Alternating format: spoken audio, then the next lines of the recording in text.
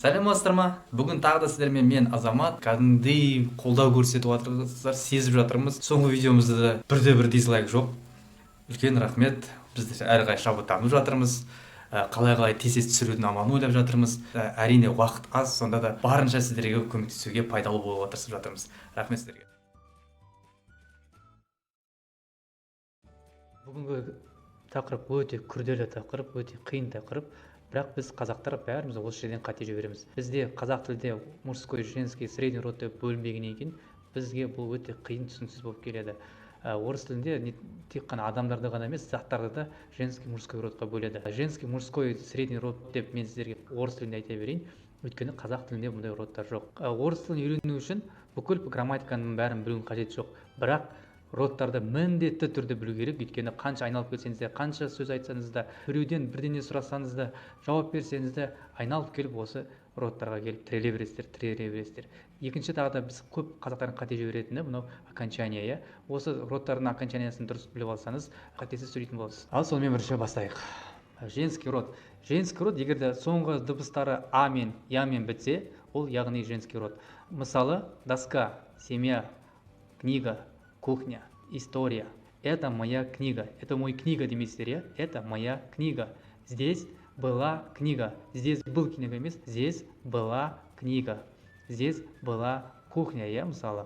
Луна, рыба, картина, звезда, неделя, песня, кухня, линия, химия, фамилия. Көріп тұрсыздар ғой, иә? Бәрі я мен а мен аяқталған сөздің бәрі женский родқа жатады. Мужской родқа дауыссыз дыбыспен аяқталғанда немесе и әрпімен аяқталғанда, яғни дом, хлеб, остров, стол. Это мой стол, иә? Это моя стол демейсіздер, это мой стол. Это мой автобус. Көрдіңіздер ме, қалай айналып келген кезде де бәрі осы родтарға келіп тіреле береміз. Сондықтан жаттап алғандарыңыз дұрыс. Және де и деген трамвай, добрый, красивый, сильный, да? Қандай да бір имен біткен сөздердің бәрі мужской родқа жатады. Билет, вагон, журнал, мяч, сахар, лимон. Көріп тұрсыздар ғой, сонда ешқандай жалғау әріптер жоқ. Средний род о мен е мен біткен сөздерге. Ол солнце, письмо, время, окно. Мя деген сөздер бірге қосылып жатса да, ол да средний родқа жатады. Мысалы, пришло мое время. Көрдіңіздер, бәрі о мен бітеді, я мен бітеді. Яғни ол средний родқа жатқаннан кейін пришла моя время деп айтпайсыздар, көрдіңіздер ғой? Средний родқа жатады. Сондықтан пришло мое время дейсіздер. Солнце, это мое солнце. Ты мое солнце.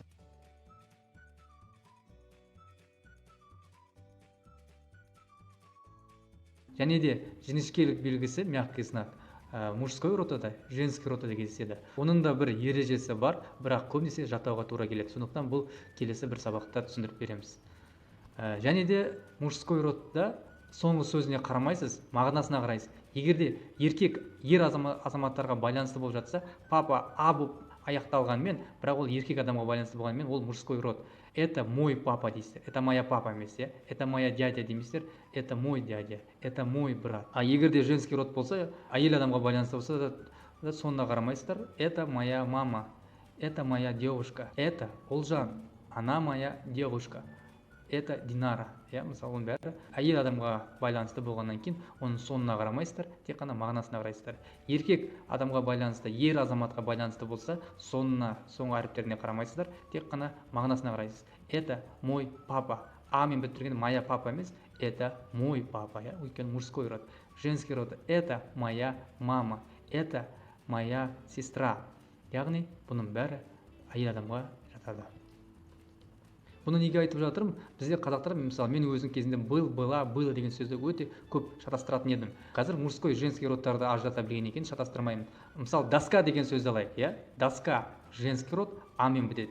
Яғни, здесь была доска деп айтамыз.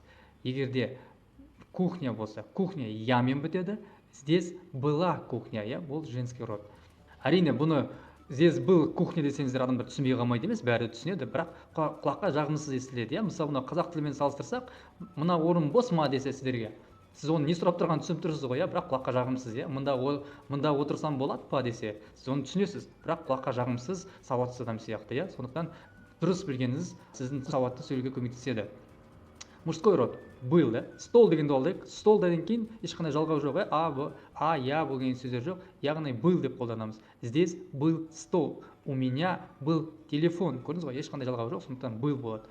Көрініп тұрсыздар ғой, был деген у меня был телефон, но я его продал. Мысалы, иә, телефон мужской род, был да мужской родқа жатады. У меня был дом, дом да мужской род, сондықтан был. Средний род было, дерево омен бітеді. Көрдіңіз ғой, было деген сөзде омен бітеді. Здесь было дерево. Холодно деген сөз айтсаңыз, вчера было холодно демейсіз, вчера было холодно демейсіздер, вчера было холодно. Көрдіңіз ғой, омен бітеді. Ол да было деген сөзде омен бітеді. У меня было сомнение, емен бітеді. Сомнение деген сөз ол средний родқа жатады, иә, емен бітеді. Яғни было деген омен, ол да средний род. У меня было сомнение. У меня было сомнение емес, у меня было сомнение. Егер де сәлде болсын түсінікті болса, пікір жазайық, лайк басайық, каналға жазылайық. Қандай да бір түсініксіз болып жатса, пікір қалдырамыз, барынша жауап беруге тырысамыз. Өзге тілдің бәрін біл, өз тіліңді құрметте деген сөзбен бүгінгі сабағымызды аяқтаймыз. Рахмет сіздерге, келесі кездескенше. Сау, саламатта болыңыздар.